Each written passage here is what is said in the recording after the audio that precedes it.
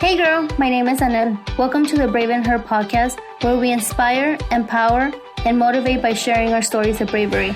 I strongly believe that by sharing our stories, we open ourselves to healing, but also serve to give hope and inspiration to those who are dealing with a tough situation. We will talk about all topics under the sun. Now let's hear your stories of bravery. Hey girl, thank you for being here for today's episode. In today's episode, I have Asta Carvalho. She's a wife, dog mom, and a health and wellness coach. Hi Asta, how are you? Hi Anel, I'm good. How are you? I'm good. Thank you for being here and for being brave and sharing your story. You're going to share with us your journey with infertility. And I just want to thank you so much for again being brave and just sharing your story. I am so excited to be here and talk about this, and thank you for having me. Honestly, this is like the first time that I'm really opening up, and I'm really excited to do it with you on your podcast here. Thank you. And before we get into talking about your journey, do you want to give us a little bit of a background about you? Just tell us a little bit more about you. Yeah, absolutely. So I am 29 years old. I am from Winnipeg, Manitoba. That is in Canada. For those of you who don't know, it is a very snowy city right now. We were actually just talking about that. It's very cold here. I've been married to my husband since October of 2014, but we have been together since high school. So we have been together for just a little bit over 14 years now. Love him to pieces. And we have our 11-year-old dog, and we also have a gecko. So we're very much animal lovers. And I also work full-time at a wonderful health food company that's local. And like Anel said, I am also a online health and wellness coach. So I am a busy, busy wife. Awesome. And so let's talk about your infertility journey. How did you find out that you had infertility problems? So it kind of all started back in August of 2016. After being married for a few years, we were kind of trying to start a family. And after 2 years, we weren't successful. So we decided to go to our doctor and just get a referral to a fertility clinic just to kind of see where we were at. Cause we had never really had an idea of where we should start or how to try or how to go about this. So we got referred in 2016, and then in 2017, in the beginning of 2017, like January, we both went to a fertility clinic, and that's kind of where we started with our testing and getting blood work done. And that's kind of how we got the ball rolling on all of this. And a lot of it was mainly they were focused on me. Yeah. Did they say why, like focus on you and as opposed to like both of you? Well, for the most part, what the clinic had told me was that a lot of the times women's hormones can be an issue. And I had already actually dealt with irregular cycles for majority of my life ever since I started getting my cycle. So they immediately put that focus on me. I did like 2 months of blood work, which was very exhausting. And it did turn out that I did have low progesterone, which was causing me not to ovulate as much as they wanted me to.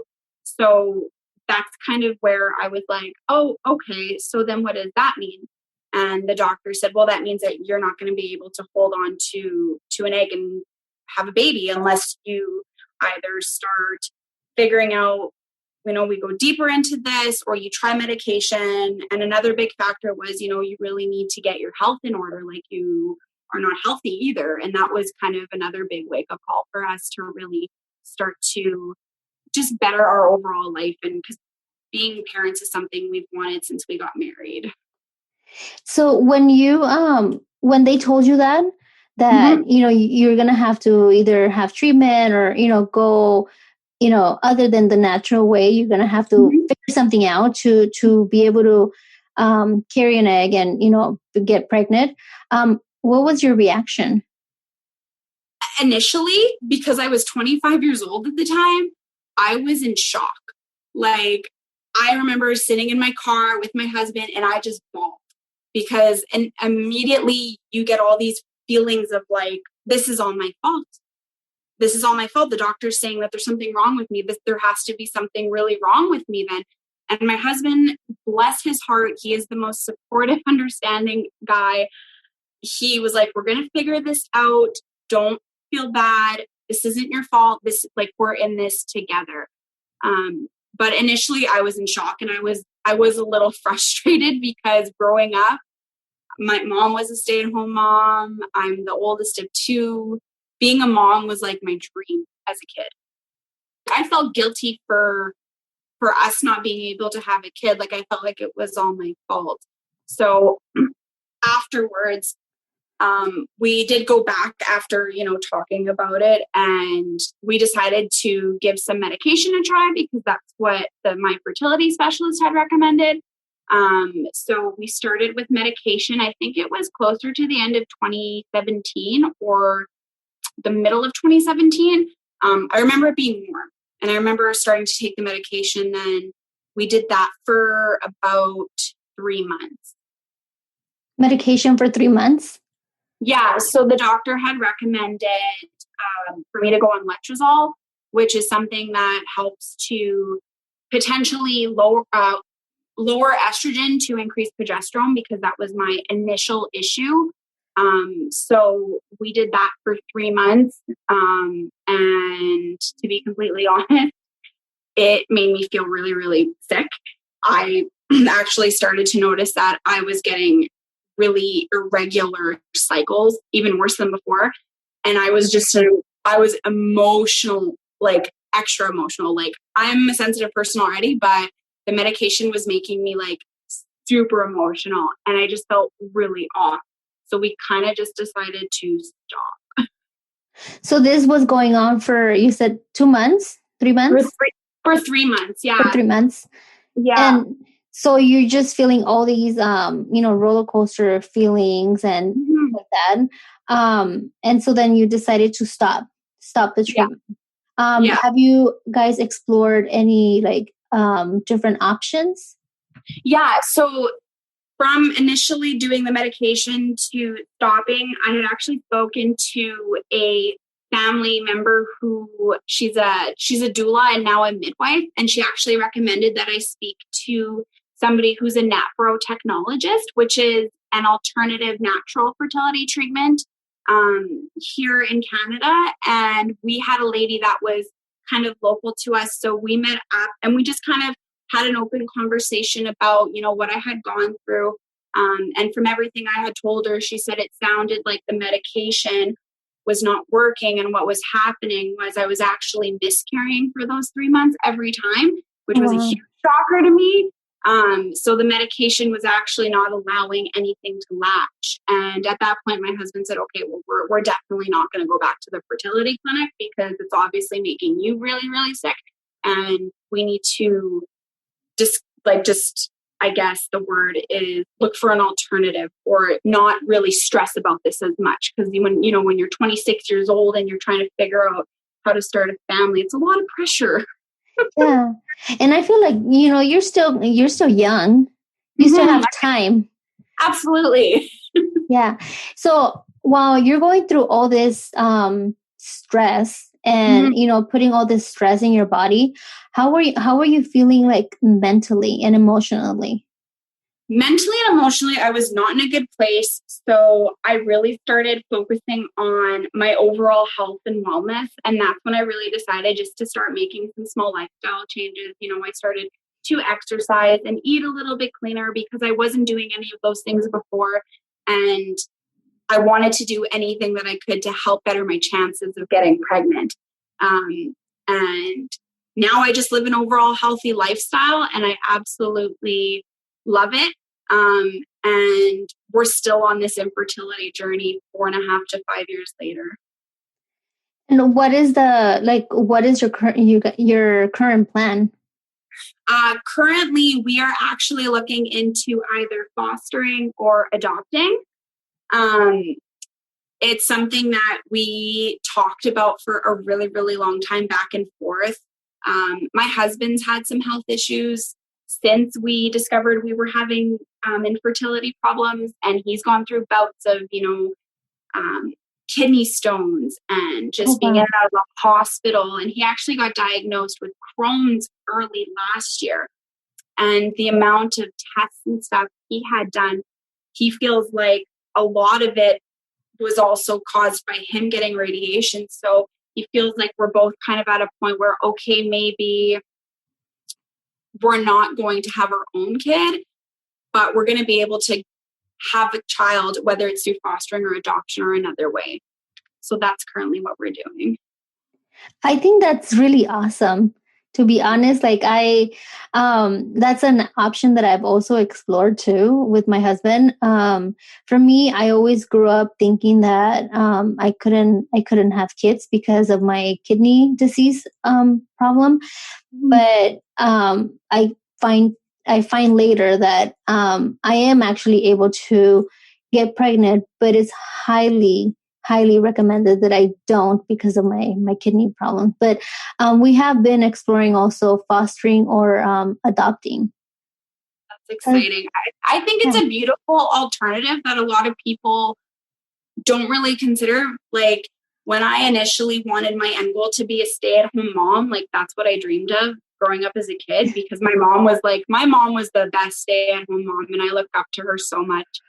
And me and my husband came to a point where we said, you know what? No, we're going to look into fostering or adoption in 2021, because I think our purpose on this earth is to be a parent for somebody else's child, so that we can just give them the love and, bring them into a home and show them what having family is all about, even if it's not blood.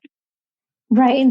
And I feel like this is just my mentality. I don't know. I mean, everyone has obviously the right to their own opinion and their, having their own feelings. But in my opinion, I feel like I want to be a mom. And to me, it doesn't matter if it's my blood or not. Like, I want to be a mom. Right. So by giving birth to a baby, it makes me a birth mom, but it doesn't necessarily make me a mom. Yeah. I feel the same way. I feel like anybody can have a kid, but it takes something in somebody to really be a mother figure. And I'm an aunt to a ton of nieces and a couple of nephews, and I love them to death. And they all say, you need to have kids. You're going to be a great mom one day. You treat us just like we're your own, and we love you. And so that really reiterates and reminds me that, okay, maybe that is my purpose here on this earth, is to be that parent for somebody else's kid that needs that chance. Yeah, that's awesome. And, I just wish that more women would think that way, or more, I guess, couples would think that way, and not stress so much about having, your own kid. Obviously, yes, that would be ideal, but, I honestly don't see the purpose of putting your body through so much stress and putting your marriage through so much stress, and when there's alternatives. No, and I can vouch for that. It is definitely stressful when you are trying consecutively, and you're stressing, and you're worried about, are we doing it at the right time? And, are we going to have enough money? And, if it doesn't happen this month, when is it going to happen? And it can cause a lot of separation in a marriage. And I'm just so grateful that I have a husband who is supportive and says, you know what, we're going to figure this out at the end of the day, no matter what, and we're in this together. And I honestly couldn't do this without him. He's been my rock. Yeah. I think that's also another key, having the partner that's going to support you regardless of the decision that you make. Yeah, absolutely. Because ultimately it is your body that, you're putting your body through so much stress, and it should be your decision if you want to continue with, taking more hormones. Or IVF or in vitro or whatever route you go down. Yeah, I agree. Yeah. Is there anything else that you want to share? about your journey and anything in particular that you you think it's important for other women to hear. Definitely don't stress about it as much as I did, but also find a community or a support group that can really just be there for you. Because I know for me, actually me and you wouldn't have connected if it wasn't for an online community, and just being able to empathize with other women who are going through these same problems. I thought I was doing it all on my own, because I don't have friends that have kids or want kids. I have family that keeps saying, well, when are you going to have kids? You're almost 30. And, for me, being a part of something like a support group in an online community really made the difference for me. It made me feel, okay, I'm not alone. I'm going through these things. These feelings are valid. It's okay what I'm going through, and I'm not alone. Yeah. Community is very important. Outside of obviously your family and friends, because like you said, maybe your family and friends, they're not really necessarily going through what you're going through, but finding that community, like in the community that we've met, that everyone in that community, they're going through the same thing. Yeah. Either the same thing or something similar, or has gone through it, and, just helping each other, because you do understand what it's like to go through that. Absolutely. And I made so many amazing connections from that. And I wouldn't have if I never tried to be a part of the group and start engaging in conversations. We would have never met, which is so crazy to me if you think about it. So I'm very grateful for having that community outside of my friends and family. Yeah, me too. You get to share things that sometimes you don't necessarily have the courage to share with your family and friends, because sometimes you feel like they might judge you because they're, they haven't gone through it.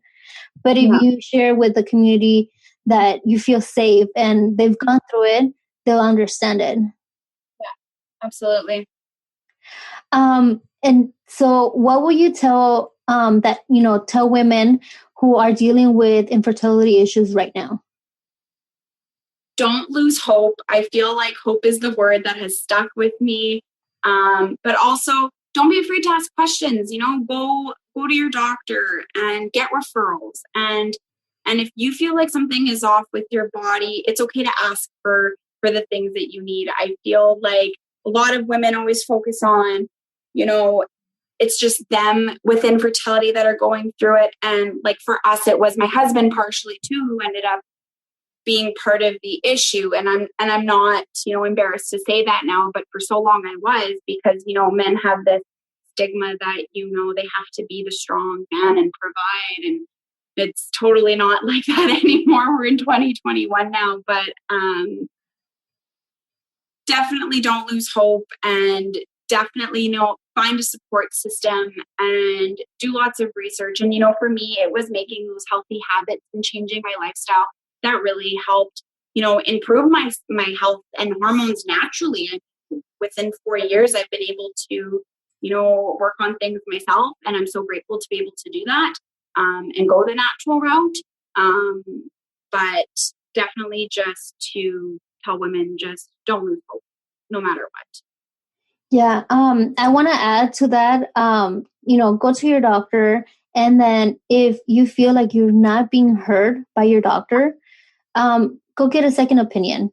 Go get a third opinion. Go get a fourth opinion. Don't stop until you get a real answer that you are comfortable with, that you're happy with. Not necessarily happy, but, you're comfortable with. No, totally. I agree. I mean, my GP referred me. We got referred to a fertility clinic and one of the best specialists according to my city, and the amount of testing I went through, and I still felt like something was off and missing. And then I went and talked with a natural alternative doctor, and that was like, okay. And now I'm here. So it's definitely, you know your body best, and when you need to go find the answers, in your heart and in your gut what you need to do. Yes, and that's key right there, where you just said, you know your body best. No one else knows, because you're the one that lives with, in your body for 24/7. So only you know what goes on in your body. No one else. Don't let the doctor, don't let your husband, don't let your family, don't let your friends tell you what you're feeling. Yeah. You know what you're feeling better than anyone else. Absolutely. And so just to close, I always ask, all my guests if they have, a Bible verse or a song or a quote. But when I asked you before we started recording, you said you have a word, which I love that. And I don't know why I didn't think of that before. That's brilliant. You have a word that keeps you encouraged and just keeps you in a positive mindset so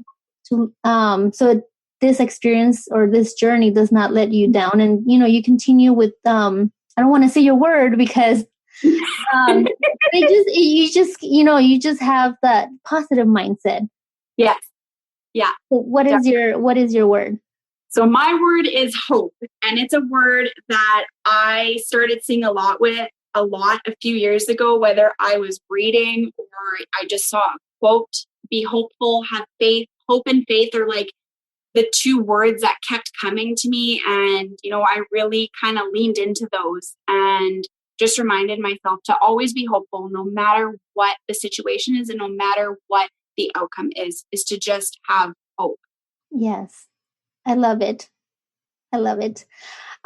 How can we find you to follow your journey through this, and hopefully soon we can see you adopting a baby or a kid and just see your family grow. So you can find me on Instagram. My handle is asta.m.carvalho.